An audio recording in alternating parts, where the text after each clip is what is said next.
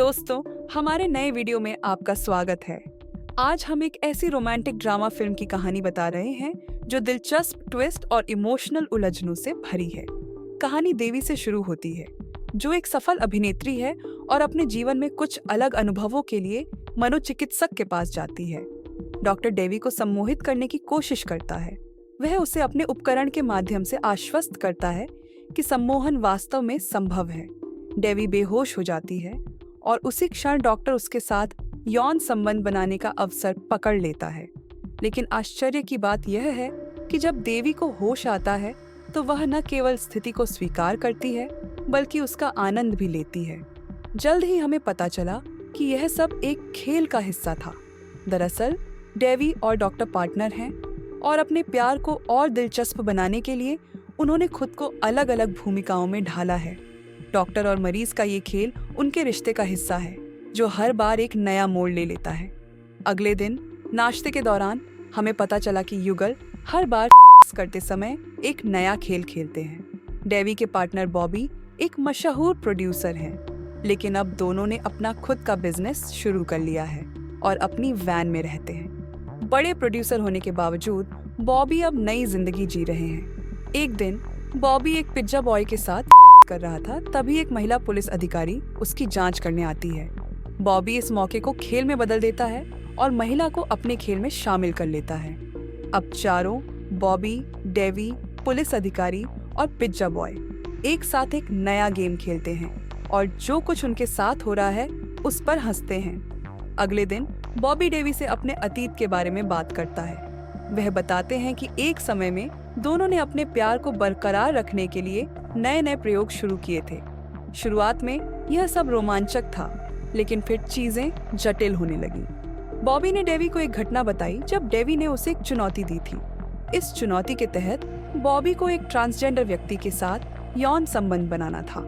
बॉबी चुनौती स्वीकार करता है और एक दिन पार्क में उसकी मुलाकात बेला नाम की एक ट्रांसजेंडर से होती है। वह बेला को पैसे की पेशकश करता है और उसे अपने घर ले आता है।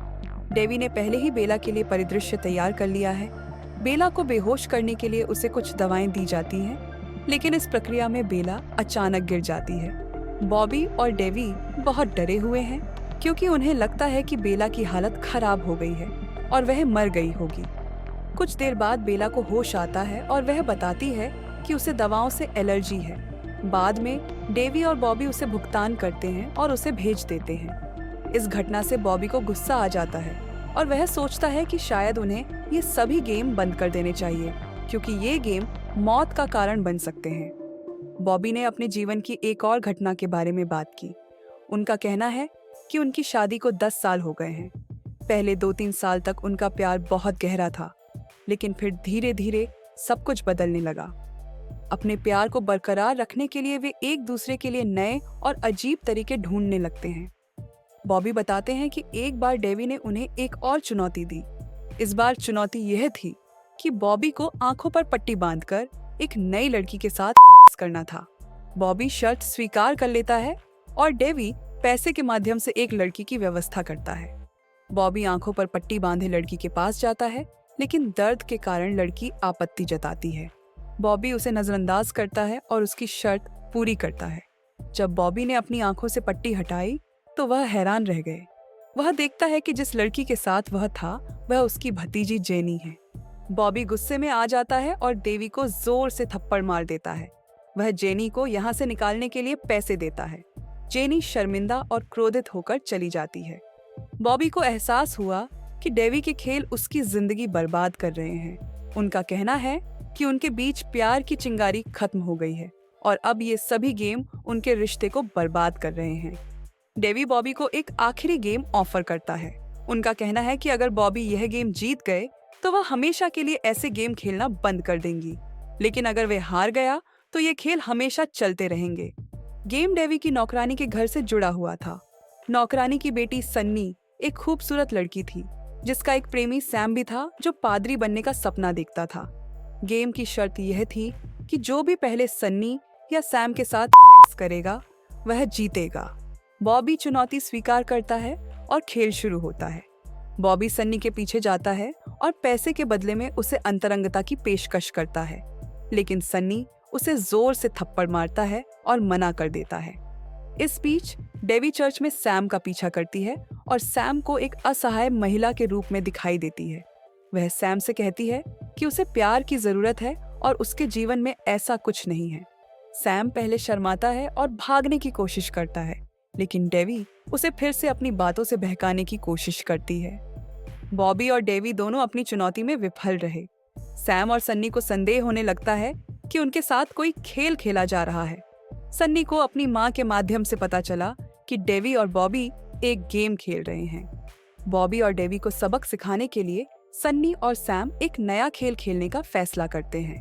वे दोनों बॉबी और डेवी को उनके कार्यों का एहसास कराने के लिए एक योजना लेकर आते हैं। सन्नी और सैम बॉबी और डेवी के खिलाफ जाल की योजना बनाते हैं। वे बॉबी और डेवी को अपने खेल में फंसाने का निर्णय लेते हैं। दूसरी ओर बॉबी अपने कार्यों पर विचार करता है। जब वह अपनी भतीजी जेनी को फेरी लगाते हुए देखता है तो उसे बहुत दुख होता है। वह जेनी को पैसे देता है ताकि वह अपना जीवन सुधार सके। इस घटना से बॉबी का दिल नरम हो गया और उसे अपने पापों का एहसास हुआ। इस बीच डेवी सैम को चर्च में वापस लाने की कोशिश करता है। वह एक बार फिर सैम को जीतने के लिए एक असहाय महिला होने का नाटक करती है, लेकिन सैम पहले से ही सन्नी से सच्चाई जानता है, इसलिए वह डेवी के बहकावे में नहीं आता है। सन्नी बॉबी से मिलने उसके ऑफिस जाता है। वह अपनी माँ के इलाज के लिए पैसे के बदले में उसे अंतरंगता की पेशकश करती है, लेकिन अब बदल चुके बॉबी ने इनकार कर दिया। वह सोनी को पैसे देता है और कहता है कि वह अपनी गरिमा से समझौता न करे। बॉबी का व्यवहार देखकर सोनी हैरान रह जाती है। वह सैम से मिलती है और उसे बताती है कि बॉबी ने उसका सम्मान बचाया और उसकी मदद की। दोनों को एहसास है कि बॉबी बदल रहा है। कहानी में नया मोड़ तब आता है जब देवी अपनी हार मानने से इनकार कर देती है। वह एक गैंगस्टर की मदद लेती है और सोनी के अपहरण की योजना बनाती है।